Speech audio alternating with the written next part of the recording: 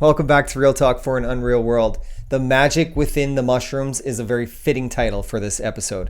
My guest today is Tara Portelli, a paramedic driver of a number of years that experienced a wealth of traumatic experiences due to the occupational hazards derived from being a paramedic driver. I mean, if you can think of any one occupation that would put death and destruction on your job requirement list, this is definitely one. Her story is absolutely incredible of how she turned a very difficult experience into something very, very beautiful. She speaks vulnerably about her divorce, about her loss of many materialistic things in this life that forced her to do a solo travel trip to Mexico, where she was able to fall into a synchronicity guided there by the universe to find her purpose in this life.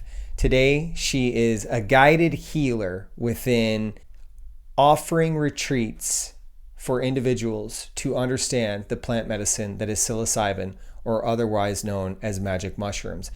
These medicines, when offered in a spiritual setting with individuals who facilitate the experience through a higher understanding, can offer us an alleviation of trauma and difficult, uncomfortable experiences that we've been carrying in our lives for quite some time with very little ease. And I think for many of us, we are looking for ways to let go of difficult experiences that we've been carrying for quite some time.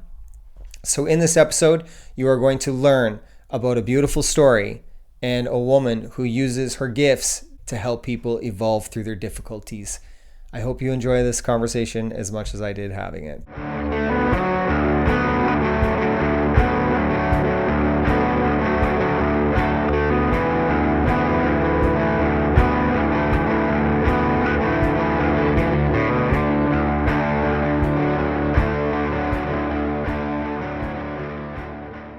This whole outdoor background, I owe you a great debt of thanks. You helped me make sense of, like, when you said that about perfectionism, you're like, yeah, we hold on to these ideas of perfectionism and, they kind of obstruct how we do things. I was like, that was everything that I was doing wrong with the podcast, is because I had the studio and I had the microphones and the cameras and everything like that. But the flow is the only thing that matters. And yeah. I put so much, I don't put much pressure on myself, but I do essentially put pressure on myself because I am trying to drop into a flow state, but I'm trying to drop into a flow state. And when we try to do that, we create resistance. And, so when you said those things, I was like, man, this is it. I just got to move outside, use my MacBook microphone, use my MacBook camera, and flow and just go with it. And the podcasts I've been doing are just incredible. So. Oh, cool. So you've been doing them outside since we chatted. I think everything I've done since we chatted, I've done outside right here. Well, it's probably your element, right? Like probably your studio isn't really make you feel like yourself. It doesn't. It's filled with plants and it's beautiful and I love it. But at the same time, no, you're right. It absolutely, I realize the importance of that, of like when I do transition back to the city and we move back to Vancouver, like how important that is for me to really be comfortable in a space rather than force a space. So I'll roll with that transition when we go down there. But yeah, for sure. This was, I thank you for that. Thank you so much. Anytime.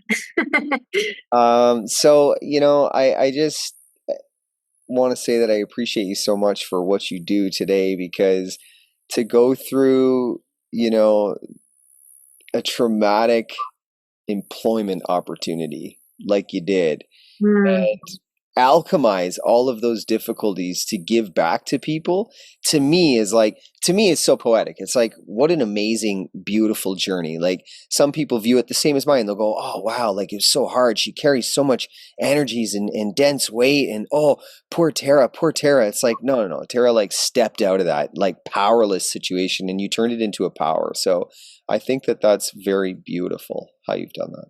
Oh, thank you. I think that we kind of match our reality where we're at, right? So whatever it is that I need to heal within myself is happening for me through the work that I'm doing. So could be said for the paramedic job. And now that I transitioned out of that, it's the same now, if not even more. Do you feel like that when, like, to be a caregiver in that setting as a paramedic driver, like, or a paramedic worker, do you feel like that where was the sense of need for care? Do you feel like that you never got that within your life?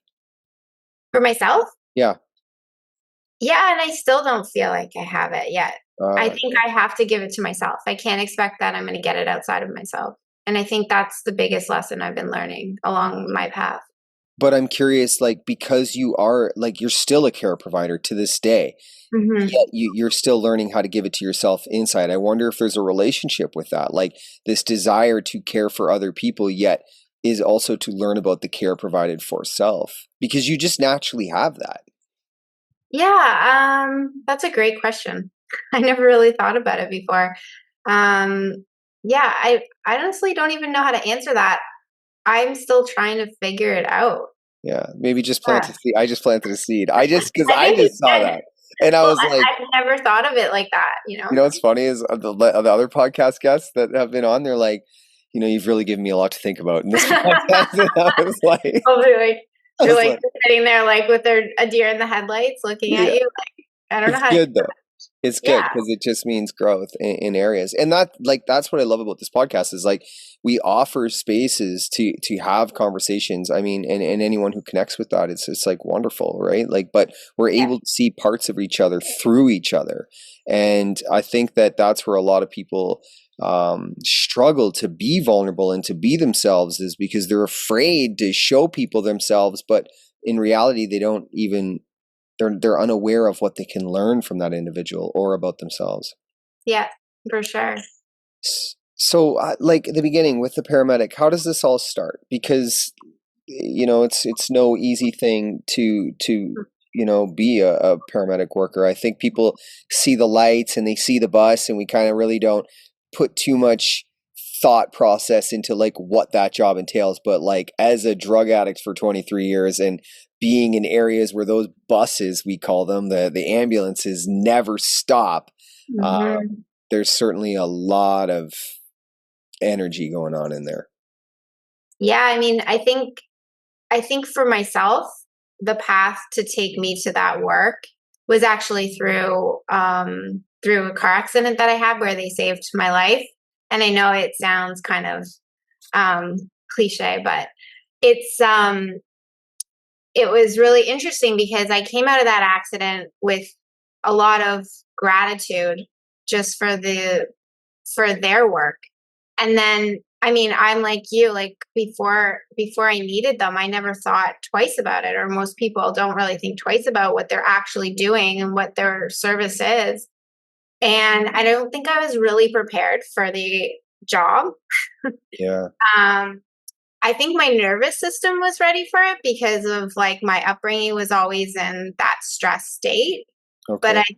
I think that going into the job, I mean, it's different than being in the hospital setting because that's a controlled environment. Yeah. And you're in someone's environment where there's chaos or tragedy or whatever is happening. It's like you don't just have the patient, you have like all of the family members who are also patients and managing that scene. And so it's a real learning curve. And yeah, I mean, I honestly, anybody that still does that job, like I have so much respect for. I have friends. That chose that route in school, and they chose that route in school because it was the most amount of money for the least amount of school. And I think the turnover rate is so high that there is such a demand because, if you think about it from a security perspective, the pay is, not bad. You get pensions and you get all of these wonderful things that'll help you in this magical place called retirement.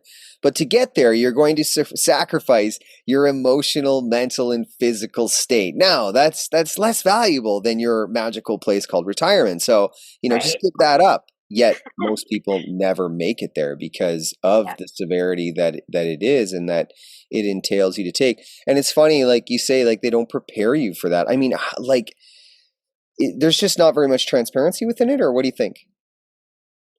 I just don't think that how you're going to feel when you see your first dead body. But when you Right. see that on a daily basis over and over and over again, and when you're in that like experience over, you're showing up on everybody's worst day of their life. So you're taking on that energy. Obviously, you get better at it, but what ends up happening, from my experience and my perspective, is that we just end up wearing this armor and we walk around our lives thinking we're invincible, but we're also expected to be that. We're almost expected not to be human, to have emotions, to, when people are struggling with their personal mental health in emergency services, I just don't feel like it's really acknowledged the way that it needs to be. Or I think it's getting better for sure, but I know definitely when I was in the career, like you are, you're struggling just trying to get along with your peers, never mind manage your own mental health. So, Yeah, and as an individual who was a patient, like I overdosed 33 times, so I was well versed in the ambulance and the paramedics, and I could see. Oh man, it broke my heart actually because I was in a sad state of affairs. I mean, of course, I was total drug addict, but there's a reason that I was an addict, and no one cared to see the reason. It became so conditioned to the label that I wasn't even a human anymore. So like I would overdose and they would, give me whatever they needed to, Narcan or whatever reverse effect from the right. fentanyl, and they would tell me like get your shit and get out. And I was just like are you fucking kidding me right now? Like is this like is this where we're at within a repetitive nature of doing something that so much so we can become disassociated from human experience and human development. So when I saw that in that field, I was heartbroken because I knew that system was just as defective as any other system, and it wasn't really the system; it was what the humans had to go through while they were there. Right. So I wonder, like, what do you think that you needed at that time that would have maybe helped you? Do you know what I asked for? I asked Well, for a friggin' sandwich, a shitty little hospital shit sandwich, which is the worst frickin' thing ever, and some I don't know, I think maybe some water or something like that. And she was like, no, get out. And I was like, okay, like, really? Like, I so, mean, paid my taxes. Like, so do you think that maybe you just needed compassion at that point? That maybe that's not what you were looking for, or like just from acknowledgement, or like, I think, well, you're just like when you're in an addictive state like that and things like happen, like, all of a sudden it becomes an authority figure. Like, even the paramedics, like, everything was like an authority figure. So it's like somebody had power over me because of their position. And because I didn't fit into this systematic way of life and I had a difficult experience that I couldn't overcome. So I chose to do substances external from me to mask that internal symptom, and nobody gave a shit about that. I Mhm. think that not that it was for them to give a shit about, but it was at the same time like because I didn't go with what everyone else was doing, I didn't fit into this idea of normal. So therefore, none of the services or systems or anything or even people to be human to me was acceptable because I was unacceptable. I think that that's where the feelings were came from, and then like what did I all anyone wants to do is be seen and be heard, Right. and I think and that did happen for me over my journey for sure. Like I did have many kind people to me, but you see these people in a position where they have some sort of power over you and they abuse it based on the label. I think that's where I always got frustrated with everything.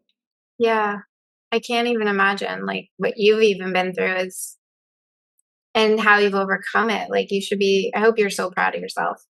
Well, yeah, I actually reflected on that the other day, and I don't reflect on it that often because I don't know. And I like, yeah, I don't reflect on it that often, but actually, these podcasts and having conversations with people, like I said to my wife the other day, I was like, wow, like I really have come out of something extremely difficult. Like having the conversations with people allows me to see, like, I don't know why it takes that for me to see it because I just put things together so quickly And Right. for me, I guess that's just always the way I've been. Like, even if I didn't have money and I was homeless, like I was getting money that day. It didn't matter. I was doing it. Yeah. You So became resilient, right? Like you just become so resilient that you don't even acknowledge yourself. You're just doing it. You're not actually like being like, wow, like I just did what I told myself I was going to do. And if you can do that in that state, just imagine what you could create, you know? And I think that's what we witness now, because you're right. That's exactly the way I would put it. I just do it. Like, I just do whatever. Giving up has never been an option for me. Like, I've walked outside in the winter with like, oh shit, man. Like, some of the shit that I had to do in addiction was just wild. There was no option of giving up. It was like, you just, like, if you give up, you die. So it's like, well, what do you want to do? You want to die? Like, no, you just push through your shit and keep going. So I think that was also a part of like my education here on this planet, was just to learn and to continue to grow, like just create this strength within myself through this difficult experience that I had no idea would serve me as a higher function later in life. But I Mhm. believe that's the same with you. Like, Yeah. you've built up so much compassion now Mhm. surrounding difficult experiences, but you're not conditioned to it anymore. So that experience of being a paramedic officer helped you build up the strength to be in these areas of trauma and tragedy. And now you've alchemized that by doing what you do today. Yeah. No, I guess, yeah, when you look at it through that lens, like for sure, I feel like I definitely think that, the work that I do today with psilocybin, I mean, I would have never been able to hold space the way I hold space had I have not had those experiences as a paramedic, feeling comfortable to manage a scene because anything can go wrong, you know, you just never know. And I think that's the same to be said within a psilocybin retreat, or using these plant medicines. But your knowledge of how to use it and being able to control the environment and being able to be resilient within that environment of, if something changes quickly, you're able to act on it. So that's really great. So psilocybin is magic mushrooms for anyone looking to understand this another way, which many establishments have told you are illegal. And you think they're illegal and bad because you do not know what you fear. Yes. So what we'll talk about today is the other side of things.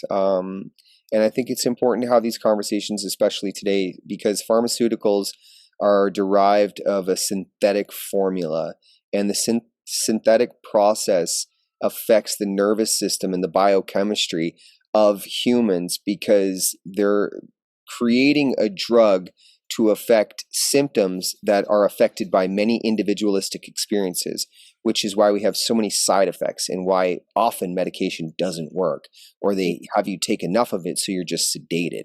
So Yeah. that's just masking internal symptoms for a greater problem. Yeah. But what psilocybin does, and in the facility of a facilitator like Tara is, and other people who do this, they allow you to see where the core root issue is by their guidance. Right. Yeah, I think, where pharmaceuticals, like you said, are masking the problem, like psilocybin is getting to the root cause. And so, if it is an emotional trauma that is causing you to feel depressed and anxious in your life, it's going to get to the root cause of that so that you don't feel depressed and anxious anymore. But also the changes that are happening in the brain are completely rerouting neural pathways. So when you're basically changing how the brain functions, it's inevitable that you're going to feel different after you come out of an experience. And the change is not just something that you need to take psilocybin on a regular basis in order to feel those changes. They're long lasting changes. Certainly no harm in looking for unconventional ways of trying to break patterns and habits and behaviors that have us feel sad and Mhm. afraid and lonely. And I think that, you know, turning to plant medicines that are organic are such a wonderful way if we can overcome the obstacle of the label. Yeah, and I think that's becoming more and more. I think it's easier for people to accept them because now there's research happening and science and documentaries. And so I feel like people are putting a little more confidence into it. Yeah. So I work with people sometimes that you would never, ever expect to work with mushrooms or to come to mushroom therapy. But the truth is that conventional treatments aren't working for them. Yeah. Um, I actually just had a psychiatrist come to my meditation. I don't know if I mentioned this to you before. No. Um, he came to my meditation and like we kind of did like, kind of a group sharing, and he said, I want to learn about mushrooms because people are asking me about them and I know that medication isn't working for everybody.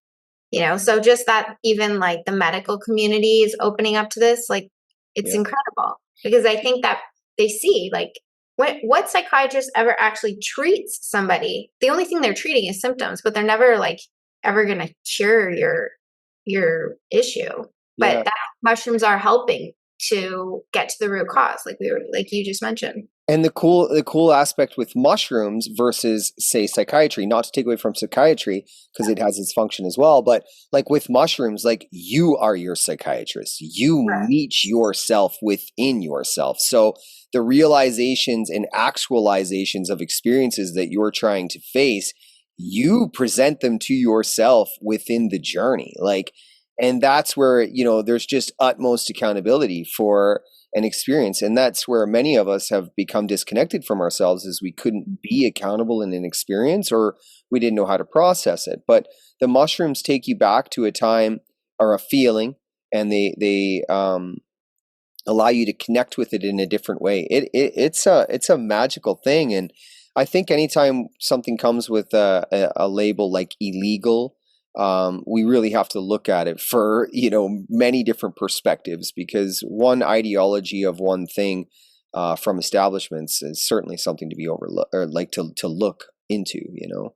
Well, even when you look at the time frame that they decided to make it an illegal substance, it was at a time when there was like a freedom movement, right? So we were all able to access, like, well, I say us, I was not a part of that generation, but like people were just, they were free thinkers, and I think that, it's a loss of control for the powers, right? So it made sense that they were going to like make them illegal.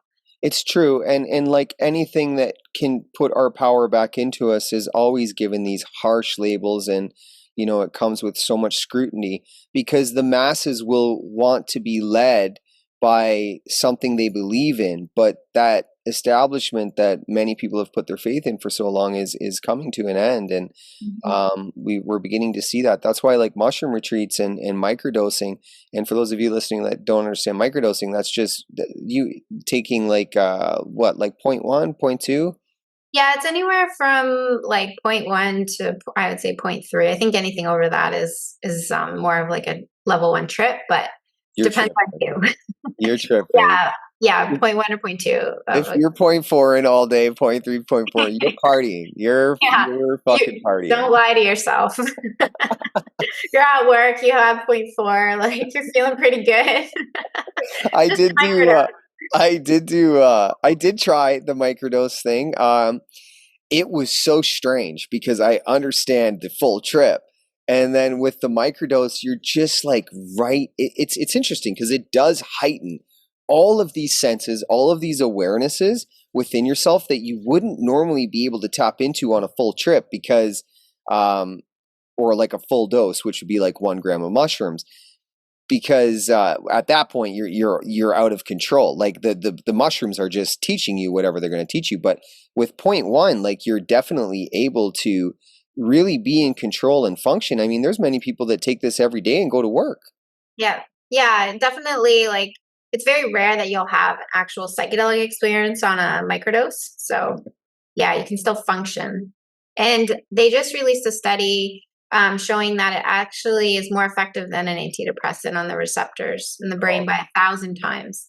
I believe that. And that's where mushrooms are really going to step into the new earth, is like, I mean, anyone, you can judge this conversation however, because many people have different belief systems in what's real and what isn't. And unless you actually know something and you've tried something, or you've seen it from many different perspectives, that's when you can really make a personal decision on whatever we're talking about, but the results are always what speak the loudest. And I think when we're talking about mushrooms, like there is just so many results. And if people love science and research papers, like they're out there.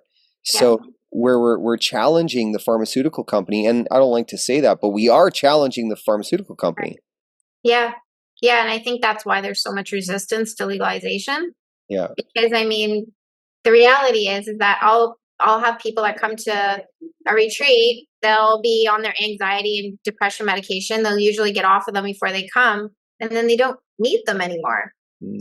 So really, like, where, like, how is that a great business model? Exactly. I mean, you're absolutely right. Yeah. Plus, it comes from the earth and anyone can grow it. Not anyone, but we've got to get the Yeah. proper spores, but they can be grown by a community member, you know, it doesn't have to come in this facility or a factory. And that really should be the main thing that people attach to, is that an organic has more of a relationship with biochemistry of a human. I mean, it's Yeah. from the earth, right? And it's more natural for many humans to connect with that comfort within it. Yeah.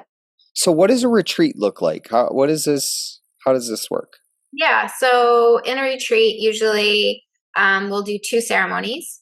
And we'll create a container that will just really help you to kind of go through the ebbs and flows of your own personal deep dive within your own psyche. So we'll go through meditation every day. We'll do a lot of shadow work. Depending location and what's accessible, like I'll use modalities like sound healing, which will align your frequency and your vibration, and it kind of helps to open up your chakra system. So I'm not sure how versed your listeners are in that whole thing.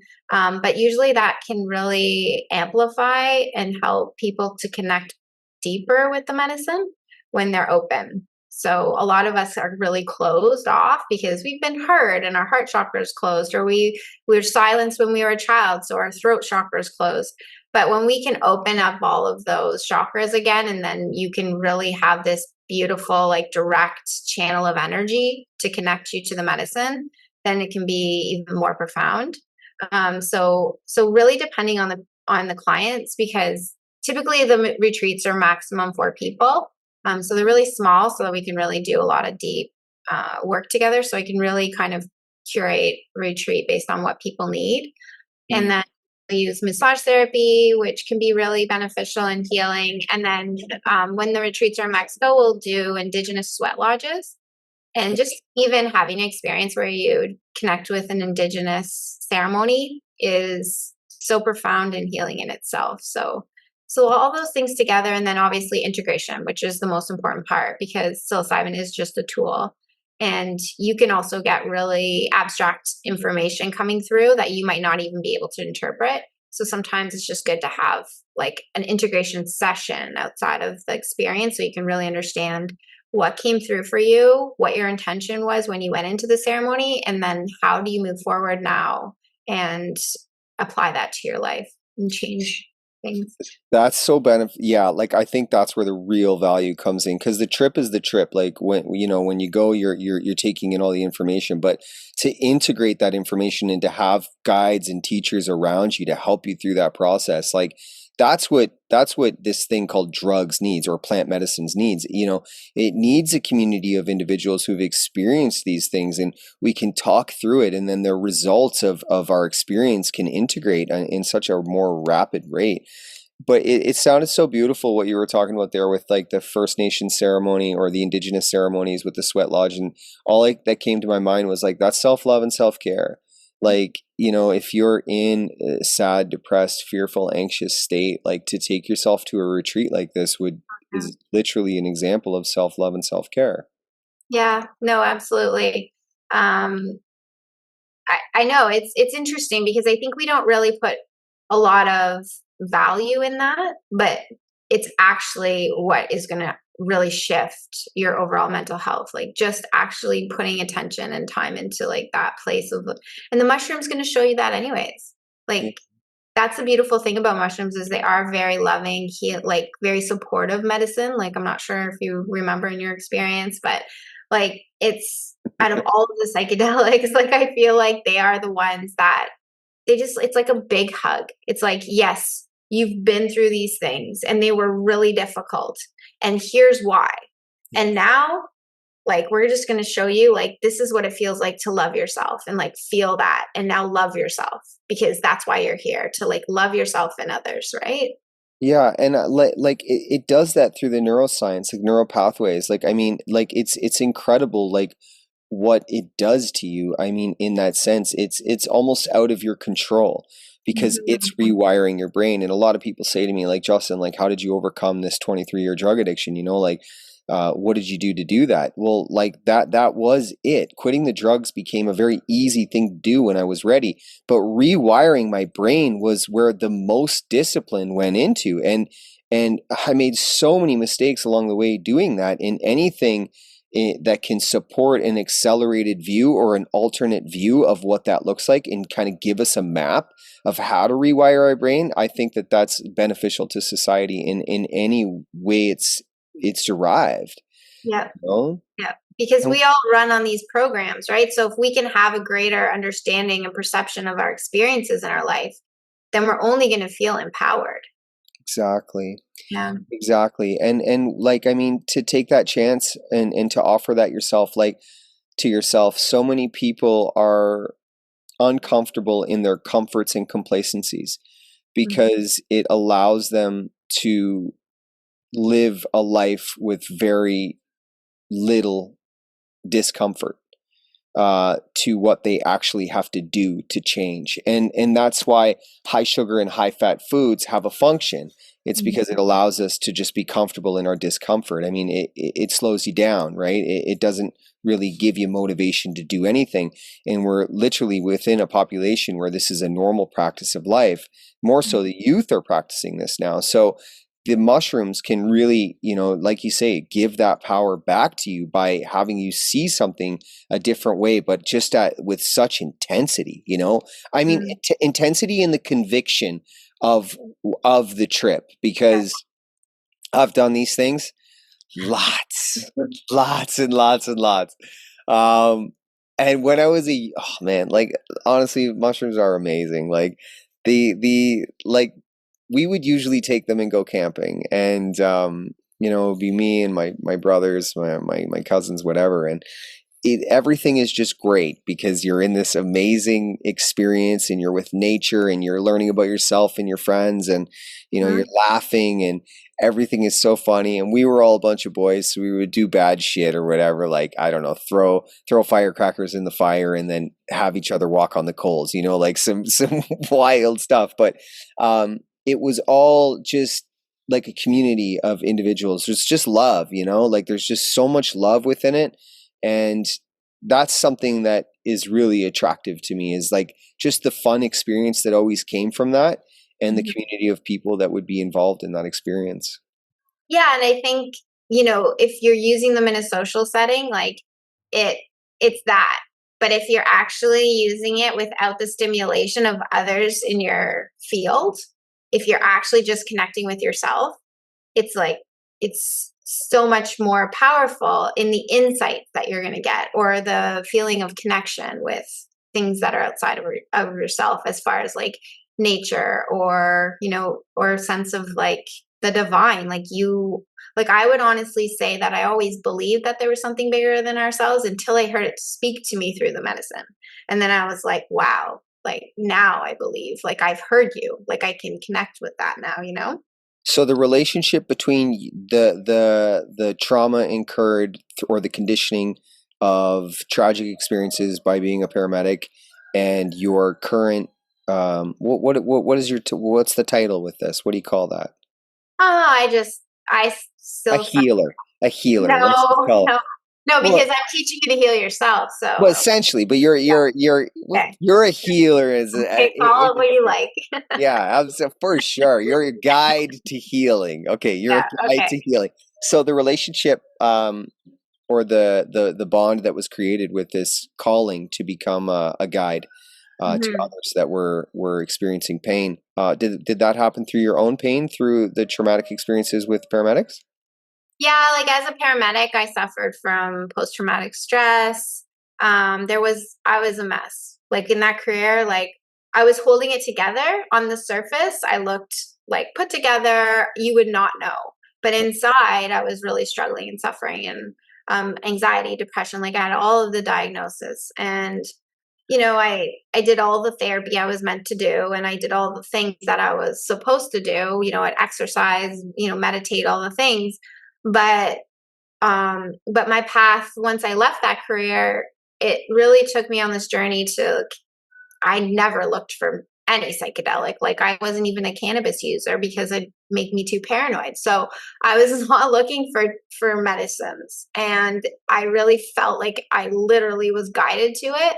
And when I had my first experience, I was like, I was already in the mental health field at that point, because that's what I transitioned into. And I was like, thank you for the answer to solving this problem.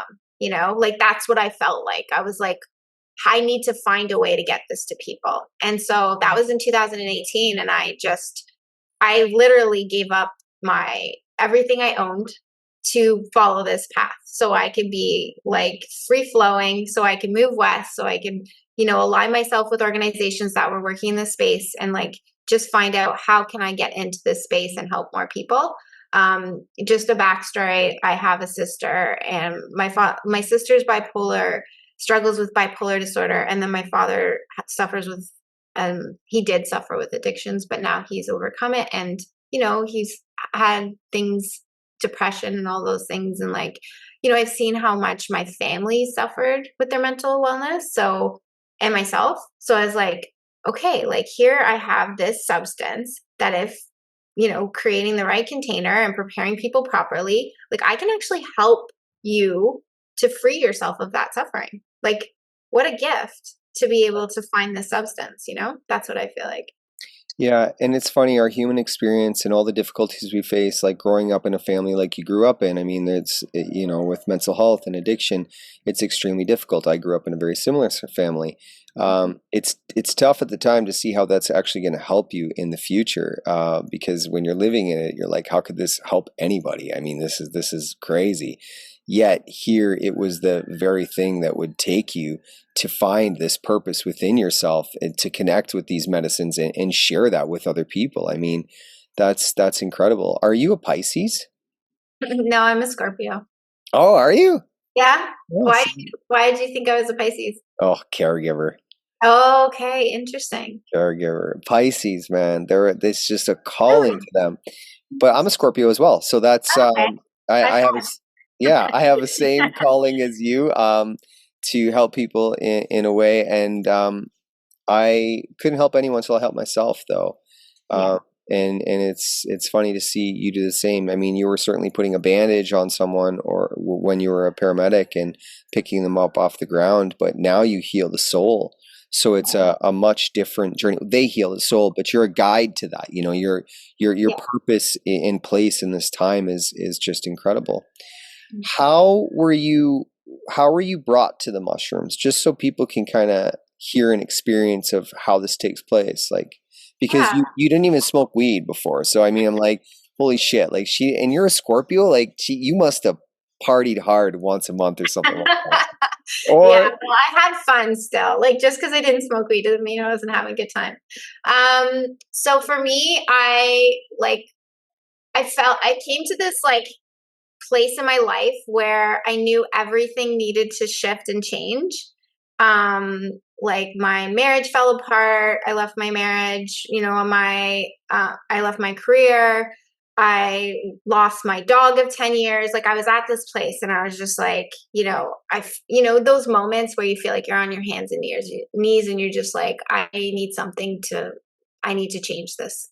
So I ended up on this self-healing solo trip in Mexico. It was one of my last days there. I literally, for anybody who's ever read the Celestine Prophecies, yeah, I that know it. was my experience. It was really cool.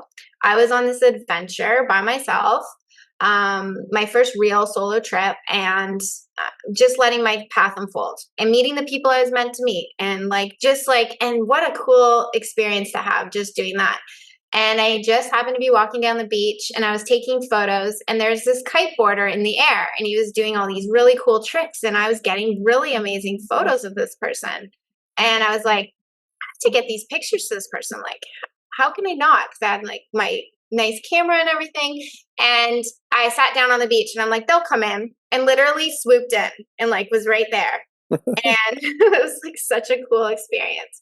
And then and then he looked at me and I was like, I have these really great photos of you. And we exchanged emails, and then he went off and continued kiteboarding. And we connected, and he wrote me an email and he's like, we were meant to meet because mushrooms saved my life and you're the nude mushroom. So just kind of rewind back. I had studied nutrition at one point in my life, and I really was like fascinated with medicinal mushrooms like shiitake, reiki, shaga, like all of the medicinal mushrooms and what they could do for our bodies. Okay. So I was like, I'm going to start a blog about nutrition and health, and I'm going to call it the nude mushroom because I'm going to expose how like nutrition for what it can do for our bodies. And so then put me back on in this situation, getting this email from this person. He's like, we were meant to meet. We met in the next day for a coffee, and he was like, yeah, I've been working with psychedelics. They healed my life from cluster headaches or suicide headaches. Okay. So there's actually some research out there now showing that it's actually really effective. He had suffered 24 years, and they say like they are so intense that sometimes people will take their life. And so that's why they call them that. And so then he started helping people all over the world with mushroom therapy for cluster headaches or suicide headaches. And he's like, gives me like a gift. He's like, here's some mushroom chocolate, like, have fun. And I was just like, I'm in Mexico alone. Like, what do you want me to do with this? So I took it back to my hotel, and I was like, what? Why do I have this? I'm not taking this. Like, I just like was going through all the whole process. And I'm like, maybe I'm supposed to take this. And then I just like finally said to myself, I'm going to bike to this beach, which along my path, someone told me was like the best beach and you have to go there. So it was a 9-kilometer bike ride. So I got on my bike, I biked all the way there. And I told myself if I didn't feel comfortable, I wasn't going to go through the experience, but I did it alone. And I showed up on the beach and I knew that was exactly where I was meant to be. I contacted one friend that wouldn't talk me out of it to let them know what I was up to. And then I went on this really incredible journey that in that moment, I knew that this was my path. So that's my story. That's amazing. And I've heard other mushroom stories like that. And Yeah. it's incredible when we can be open to follow our own path, but be guided by something higher than us. Because I mean, let's just talk about you traveling in Mexico after being divorced and losing your dog and all this other shit, like by yourself. I mean, that's a big deal. Like that's already you taking a chance on yourself and showing up for yourself. And I think that that's where it begins. And, you know, many people hear stories like yours and they're like, how did she ever get there? It's like, well, she lost enough that she knew she needed something more. And it's really great. I love that you shared that. And then, you know, you have this other experience where you meet this guy in Mexico and he shares this beautiful thing with you. Now, judgment could have said it in there and been like, I'm not taking mushrooms from some random kiteboarder guy in Mexico. He's probably going to rape me or something, right? You know what I mean? Like your solo trip. For sure, yeah. So but you went past that as well. And you took the mushrooms with you to the beach. Like that's the synchronization of an experience. And I think a lot of people allow fear to obstruct the results that the universe are trying to give us. And when we hear stories and experiences from each other, it's like, wow, like, yeah, that's how these kind of things happen. Yeah, I think sometimes we just have to let go of the control and just follow the breadcrumbs, you know? Yeah. And for anybody who's really like would love to read a really profound book, Michael Singer's The Surrender Experiment.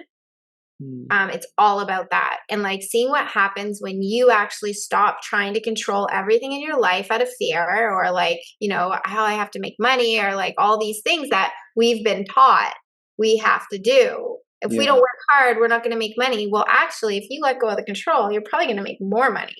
But nobody sees things from that lens because we're so scared, you know? Yeah, even with what you saying, that the thing that surfaces for me is my construction company. So many people, I mean, I started the construction company 6 months out of jail, homeless, like, and people were telling me all kinds of ideas of what I need to do and how I need to do it, and this, that, and everything else. And most, advice that we get from individuals that have businesses are the first years you're not going to make any money and you're going to work 24-hour days and 7 days a week and you probably won't pay yourself. I was like, that is the most ridiculous concept of business I've ever heard of. So I'll just like, put a Google ad up and be nice to people and be honest and charge a fair price and like see what happens. And Right. that's all I've ever done in my business. And I can disappear for 2 months at a time and literally come, people be like, "You're just leaving for 2 months?" I'll say, "Yeah, I'm leaving." Why? Well, because I need to live. Like I don't live to do this, so I'm just gonna go and live this. And they're just like, "How do you do it?" And they, when I get back, they call me and they want to know everything about it.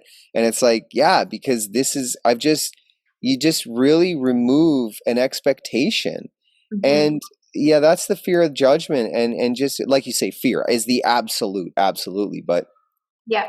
the flow is such a sacred place to be, and it only just takes practice to get into it. I mean, to really challenge or question the narratives of life. Yeah, and I know like for everybody it's so foreign, like it's so hard and it's such a strong program that we're in that Yeah, it's really hard to let go and just trust, you know? But at the same time, like it's almost like I look when I think about it right now, I'm thinking about it like it's either you rationalize everything through your life through logic or you start living from this place of like love and inspiration and like just being connected to an energy like that will actually, if you believe that there's something higher than us, that you are connected to this like divine path because we all have one, you know? yeah. And I can never deny the fact that the change for me, everything happened when I surrendered my love to Jesus. Like Right. it was Yeah. just an affirmation. It was just, there was no Bible requirements, no throw my life down in a water hole or anything like that. Like, not to take away from anyone's experience like that at all, but like for me, like none of that presented itself. It just showed me an example of a human experience that was here at one time and lived with love and light. And I finally had something that I could become within my own life because I could lead by that example. And I was like, wow, okay, like these words were so powerful in my transformation in my life. Yet now religion has confused my connection to this thing called love. So I Mm. had to understand spirituality and religion. And I think that that's a really wonderful thing for us to question, because so many people are seeking something. Yeah. And I've just come to understand that spirituality is love. So and love is not the emotion that we've been led to believe it is. It's so much more. It's difficult, it's patient, it's confusing, it's all of these things. It's a teacher in itself, and it doesn't always go the way you want it to go, and and there's love in that, and you got to see it Yeah. and just become it. Yeah. But it also starts with loving yourself. Because if you don't love yourself, which is where psilocybin can be really, really helpful, Yeah, then you're never going to be able to accept love from others. You're never going to understand how can that person love me? And you're always going to feel that something is missing, right? Because until you connect with that feeling inside of you, it's like, I mean, there's nothing like it. I think that that was the thing though, when when I did surrender my love to Jesus, like that's, it was a blanket of love around me. Mhm. um and I just for the first time didn't feel alone. Like Yes. I but not alone like I needed to be with somebody. It was like, I okay, like you're walking with this thing. And Yeah. it wasn't a man, it wasn't a woman, it was an energy. And I was like, okay, wow, like, but the energy of love, like you say. So I was able to be accountable for my past and all of my actions and forgive myself for it and say, okay, like, yeah, you made difficult choices that gave you difficult consequences because you didn't have education and tools of how to see your life a different way. So that was the past. Like, who are you today? And I remember even sitting in that jail cell, like at the table, questioning that, like, okay, who Yeah. am I? Who am I right now? Because I don't care if anyone sees me as a junkie from before. Today I'm going to teach them that those two things, I was honest and authentic, and that's all I was trying to live by, but from a place of love. Yeah.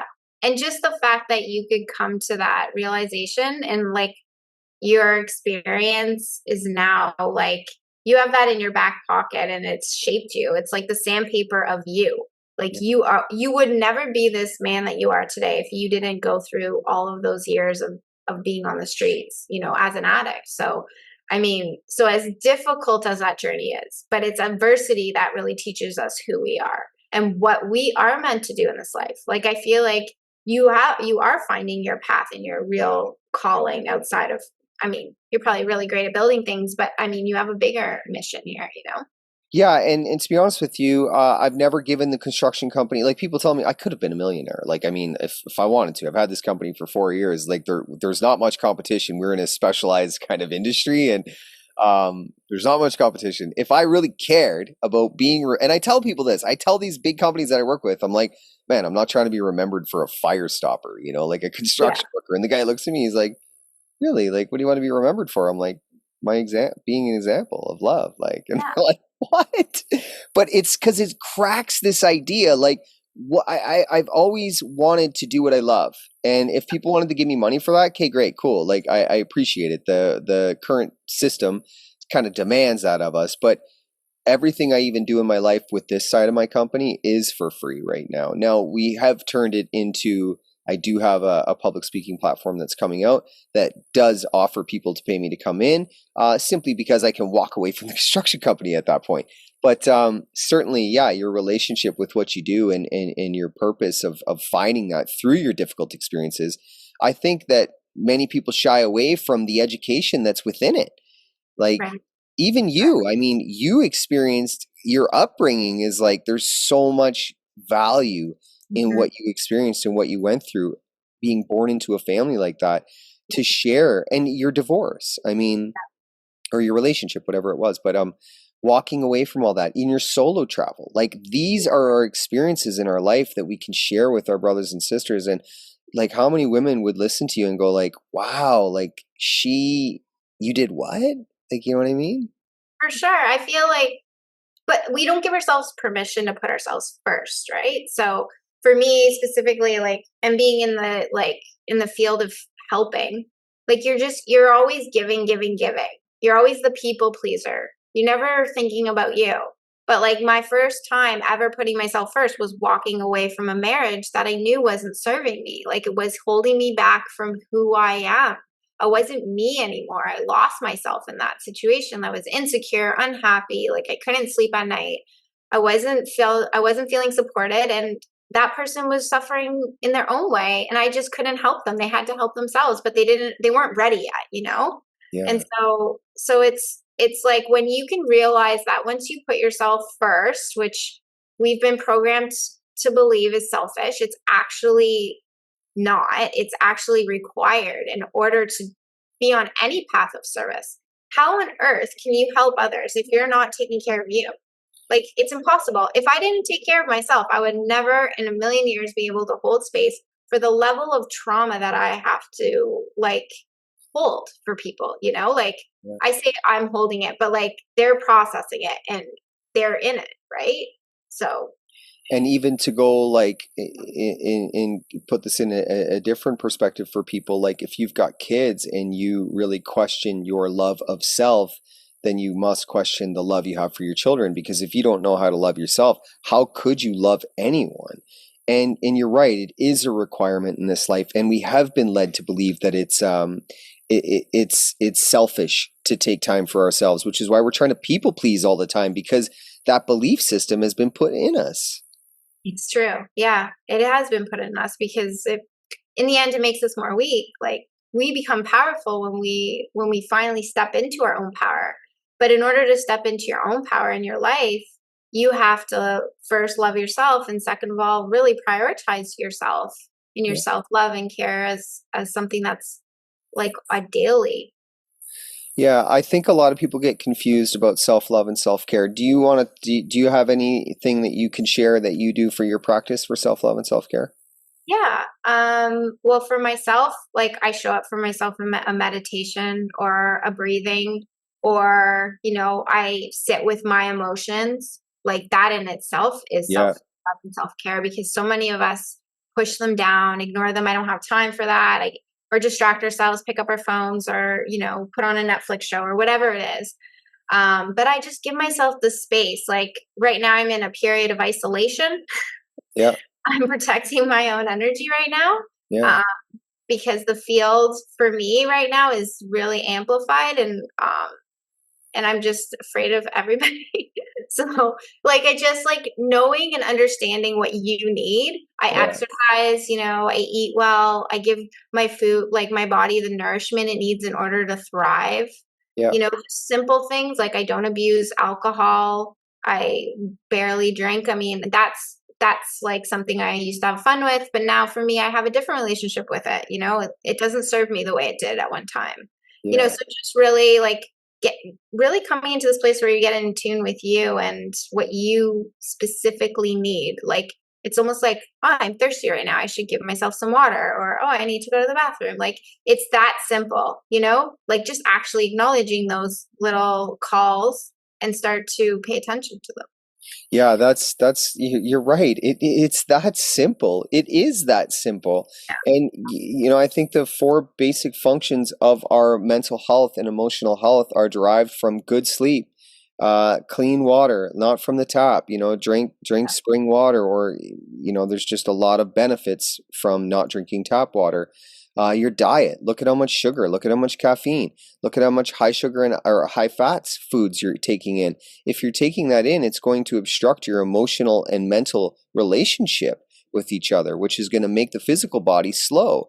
So if we don't treat ourselves with love, then it'll be difficult for us to carry that love and cultivate it within everything we're doing.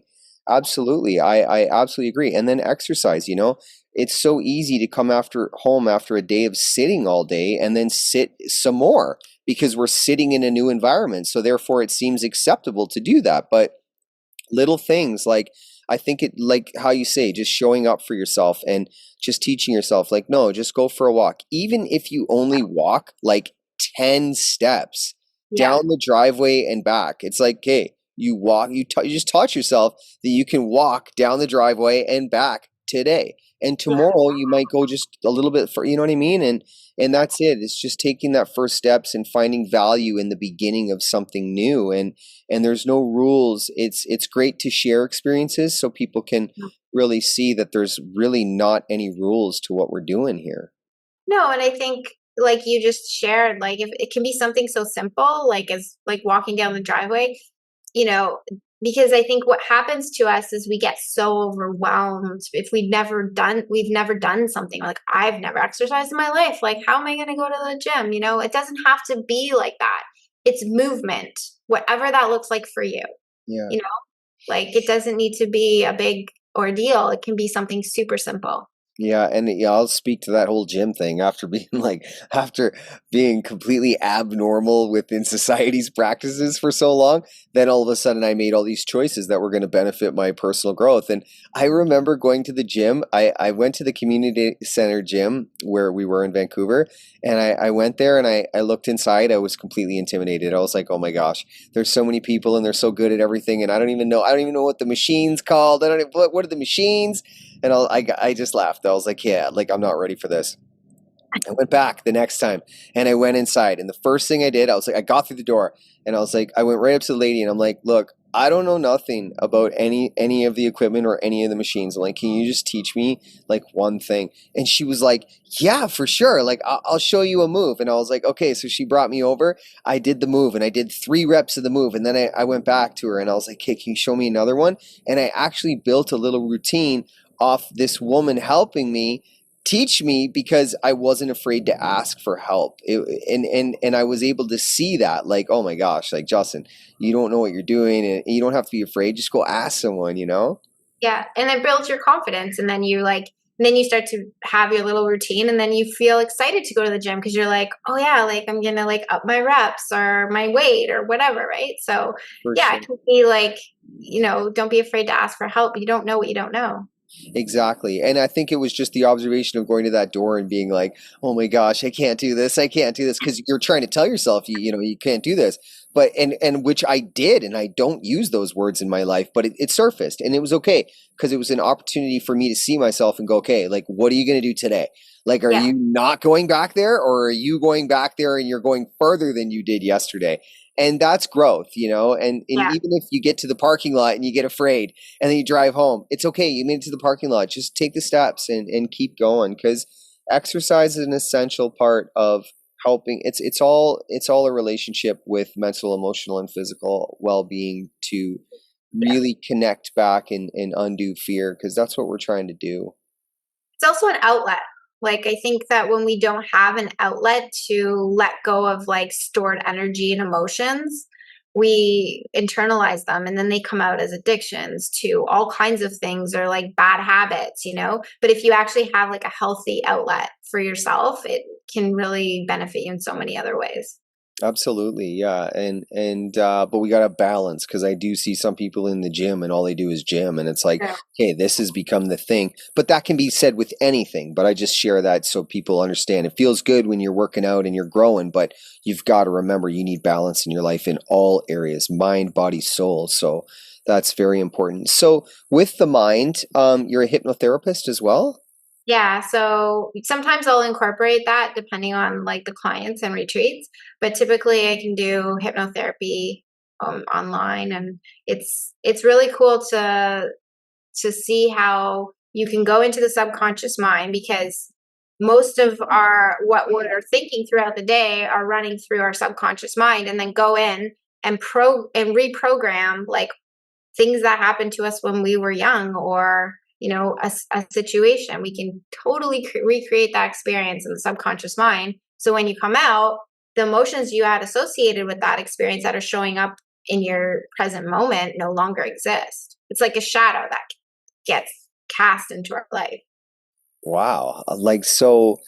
That's so. Is you're just so okay? Walk me through it, because people probably hear hypnotherapy and they're like, "Oh my gosh, she's going to hypnotize me and make me turn into a lion or something like that." Like, walk me through it. So okay, if we're doing, we can do this online as well. Like, how does it work? What's the process? Yeah. Yeah. So in a session, we will basically I would assess you to see like what kind of induction, and induction is what is going to take you into the state. So I would assess you based on some certain personality traits, and then we would go into a session. So I would hypnotize you. So when you want to think about hypnotism, it's almost like if you imagine yourself driving and you're thinking about something else, but the driving is actually that you're hypnotized because it's automatic. So Right. it's just the running program in the background. So when we take you into hypnotism, it's you're just like in a trance-like state. So you're well aware of everything going on. You might feel some heaviness, or just like, you'll just be super focused. And so then when I ask your subconscious mind questions, so say like you were suffering with anxiety, for example. Well, we'll take that anxiety, we'll basically go to the root of the anxiety in the subconscious mind. You'll tell me a story about what happened. Usually you can reference it right away. It's the first thing that comes to your mind. You'll have a whole story about it. And then I'll take you through that experience. Maybe we'll try to reframe it. Maybe we'll look for gifts, or like it just really depends on what it was. And then when you come out, it's like, okay, I feel the same. Like, I don't feel any different. But then you'll start to notice that as you move through your daily life, like, you're like, oh, that anxiety is not there anymore. Like, I don't notice it because we just cleared up the source of it, you know? Wow. Yeah.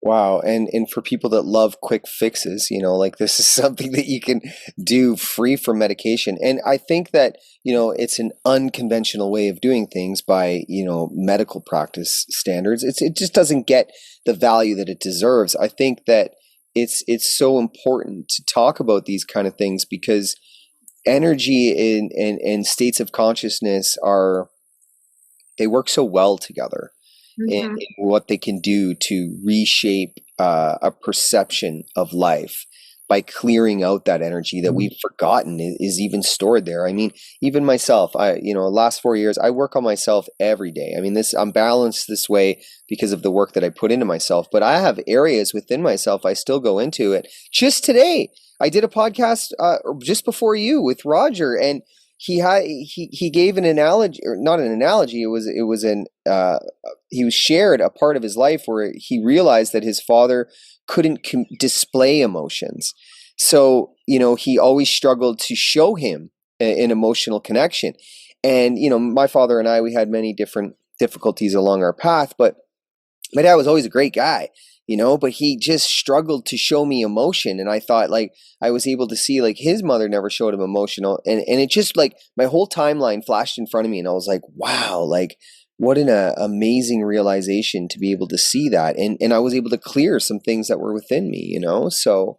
Wow, that's really cool. It was really cool. Like, Even when you think about that, so now think about the story you probably told yourself as a child. Like, you probably said, well, my dad doesn't love me. He doesn't show me he loves me.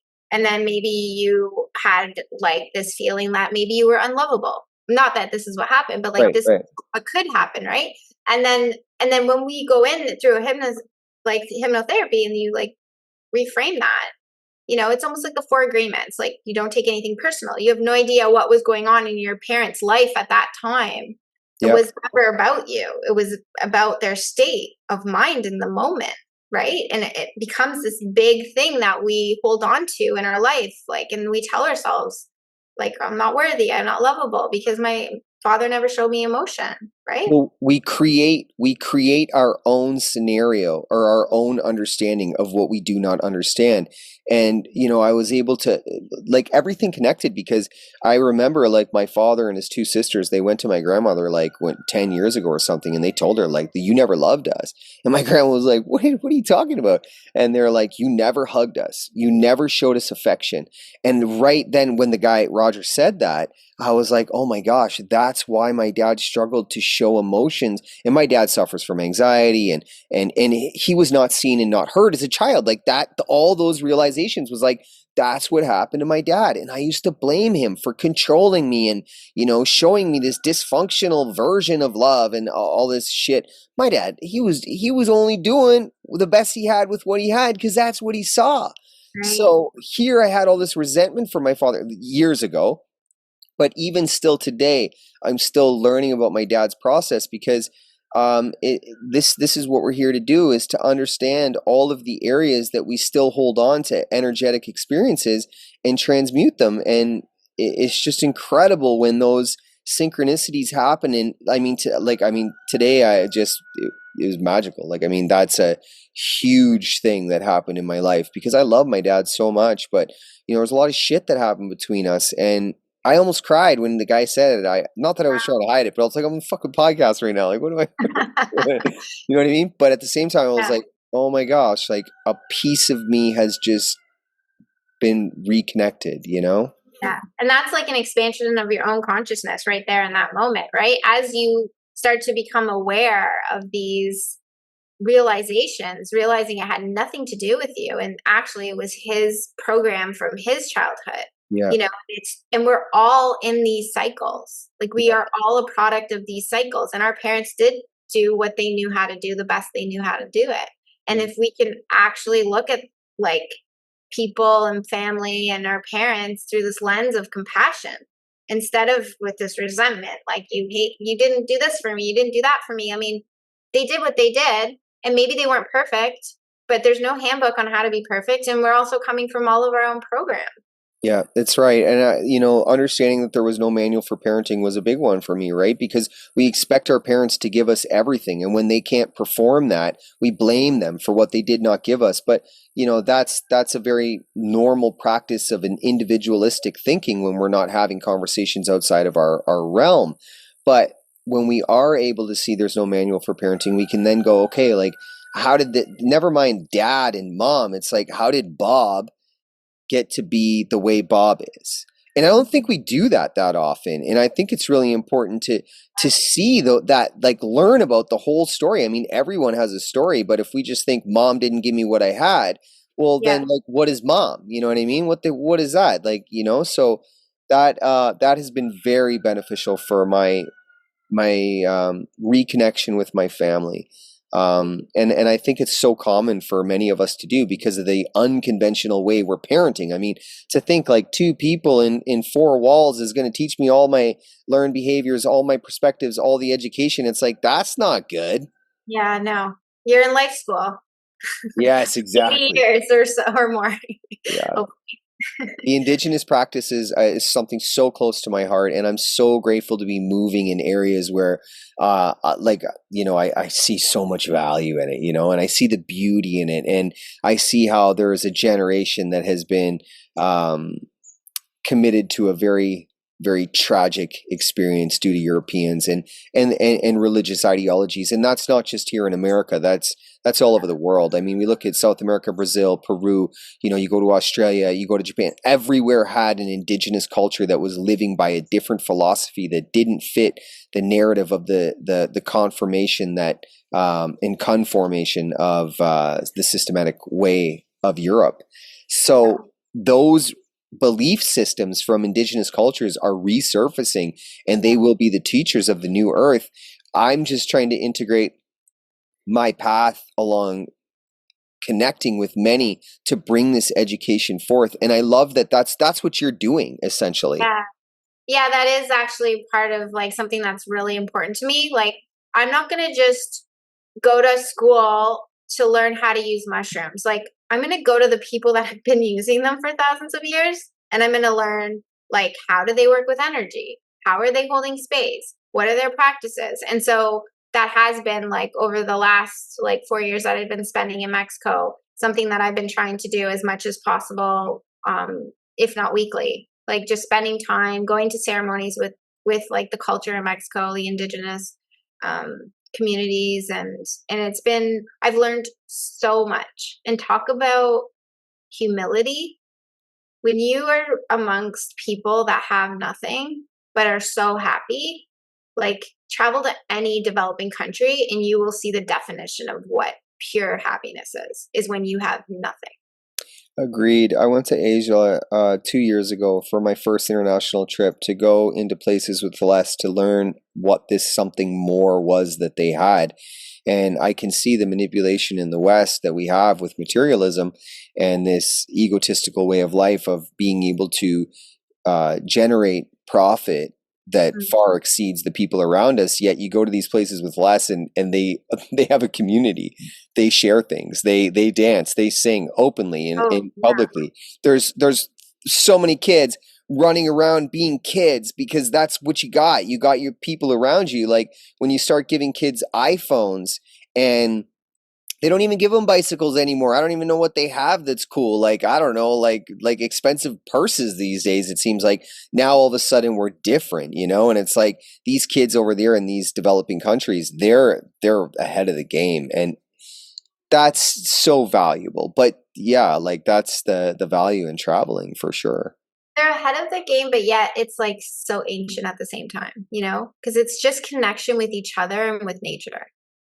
Right. Absolutely. Yeah. Ahead of the game means doing it the way it was before we decided. Like, I think when we came into this, like, this society where we have technology and, capitalism, it's like we lost sight of what was really important. Now we have to go pay to be in nature. And then when we get there, we destroy it because we love it so much that we want to build a beautiful villa there, and it's just this kind of this crazy cycle that we're in. But once we realize that the most peace and the simplest healing for your mental wellness is actually just to go back into nature and connect with nature and separate from all of the material things that we've been kind of become dependent on because we're so unhappy, Yeah, and the material possessions give us a sense of purpose, I believe, and people often are struggling to find a connection with nature because they don't understand its value. But it's like it's the thing that can hold energy for you, and energy is the thing that's obstructing your journey. Even with materialism, the more materialism you have, it's just an accumulation of stuff. Whereas, with energy, you can cultivate it.